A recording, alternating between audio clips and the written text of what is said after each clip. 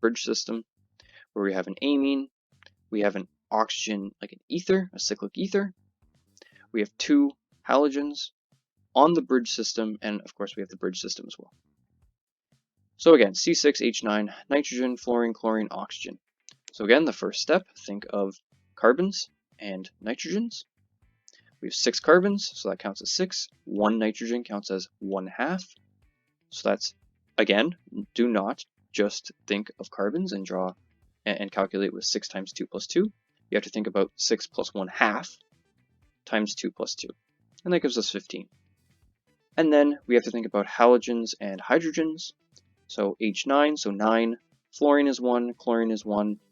Forget oxygen. We have 9 plus 1 plus 1, 11. 15 minus 11 divided by 2. 4 divided by 2, 2 degrees of unsaturation, which comes from the first cyclohexane ring, 1 degree of unsaturation, plus the bridge adds a 2nd degree of unsaturation.